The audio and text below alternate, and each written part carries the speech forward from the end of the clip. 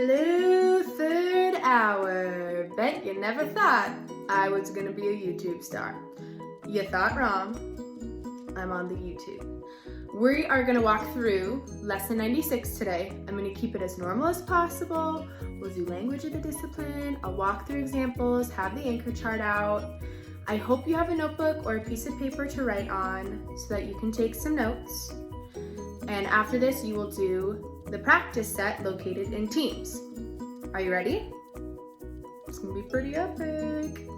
All right, today's lesson, functions. To start out with language of the discipline, I'm gonna give you a minute to kind of brainstorm what is a function. Maybe you have no idea. And we're also gonna be dealing with graphing functions. So think about that vocabulary too. Graphing. What do we know about that? I am gonna wait.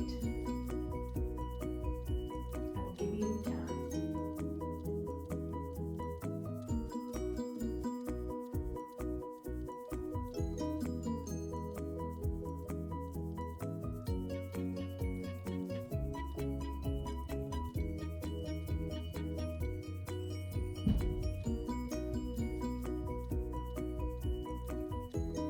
All right, I'm gonna start us out with some vocabulary. Let's start out with the term function. Anybody know? Any takers? Anybody wanna try that? Yeah, go ahead. All right, close. A function is a formula.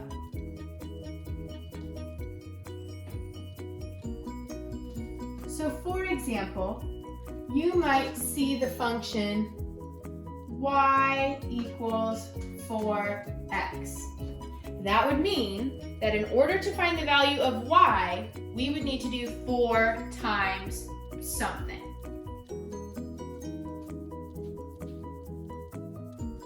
Any other vocab that we should go over? X and y? Sure, we can write down x and y. Those are, what are x and y? Well, they could be variables, aka missing digits, missing numbers. We are going to be dealing with a lot of missing values today.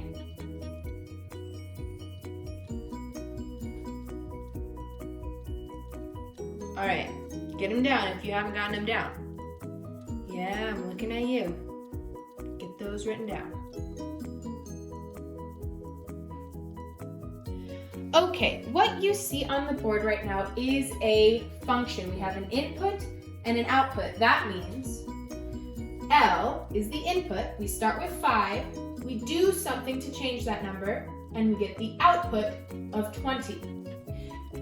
The question is, what is the function, aka what is the rule? What pattern are we following? Any guesses on what this equation could be? Oh, yeah, what's that? Oh, maybe it's m equals 4 times L, aka 20 equals 4 times 5. So let's plug that in. Is that true? Is 20 equivalent to 4 times 5? Yes, it is. So in order to prove that this is correct, we need to continue doing it. We need to continue going through this function and seeing, is it true? Now we're missing m on 7, so we can't check there. But we can go down to the next one. So let's see. 25. We would need to say m equals 4 times L. So 25 equals 4 times 10. Oh no. That did not work. Any other guesses? It doesn't have to be multiplication. Could be addition.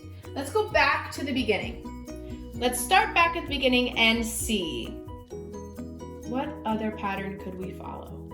Okay, so we already tried multiplication, that didn't work. How else can we go from 5 to 20? Could we add something? Could we take something? Oh, Yeah, let's try it. What if we said that m equals L plus 15? Well, we'd say 20 equals 5 plus 15. That works. But so did 4 times 5, and we eventually figured out that wasn't it. So let's try the next row, 10. Let's see, 25 equals 10 plus 15. If I add those together, it worked. One more row, let's try this last row. 30, if this is correct, 30 should equal 15 plus 15. Ding, ding, ding. Those all worked. So I know that my function here is m equals L plus 15. Now I need to figure out my missing number. Well, if all of these are accurate, I know I can plug it in. So I know I could get m equals 7 plus 15. What is 7 plus 15? 22. So I know that m equals 22. I'm going to zoom in here so you can kind of get a better look at it. Remember, the term function means rule. Means what rule, what pattern, what equation are we following? All right, I have the next function on the board. This one is slightly different. This one involves x and 3x minus 2. So this time, in order to find this missing variable, this missing number right here, I'm gonna have to plug all of these in. So I know that the first row, x is 2. So if I plug it in, 3 times x, or 3 times 2, minus 2, should equal my output. So let's try it.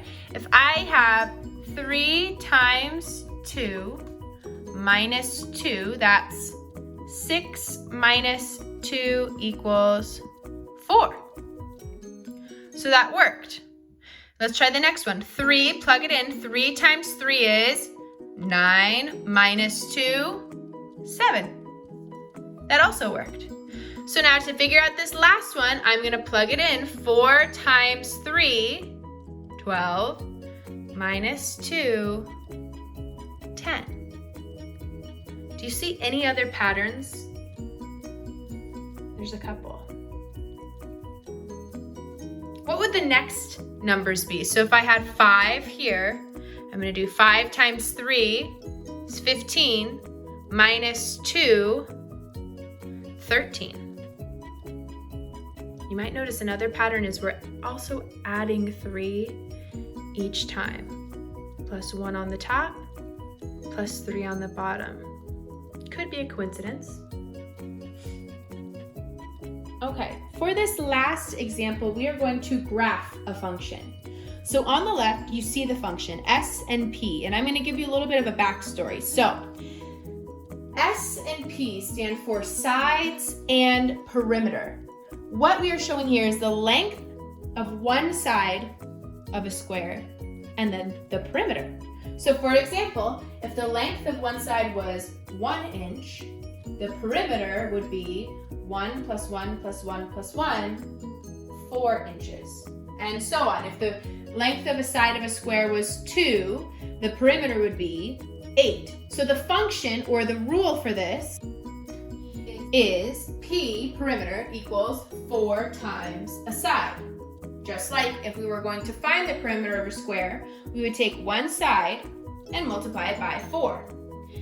So now what we're going to do is graph that function.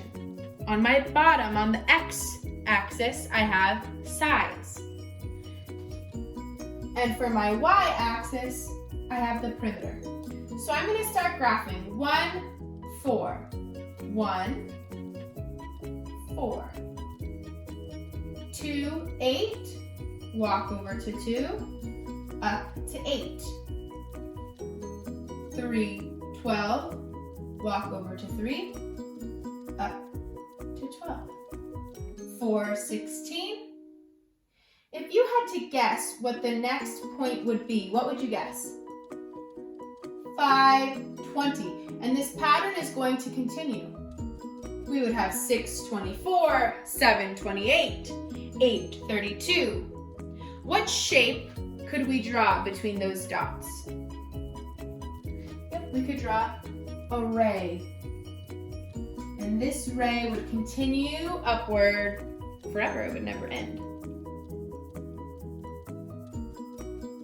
All right, now we have gone over what a function is, how to find and solve missing variables in functions, and how to graph functions. So I have a lot of confidence that you will be able to complete the practice set. However, I will show you the anchor chart that it's beautiful, I know, thank you. Spent so much time making. This is the same example we went over earlier. If the input is 5 and the output is 20, what's the rule? What is the function? I gave good and bad examples over here. So in your practice set, you're gonna go in, you're gonna complete the questions, type your answers on the page, on the Word doc. I will see everything you type. If you have a question, you can type it in there and I will get back to you by the end of the day. I will go in and leave everyone a note that finished it. If you have any questions, you can email me and I will try and give you a call, or we can try and have a video chat. We will figure out a way that I can help you. But I have faith in you. You've got this. That's all for my blog today, folks. See you tomorrow.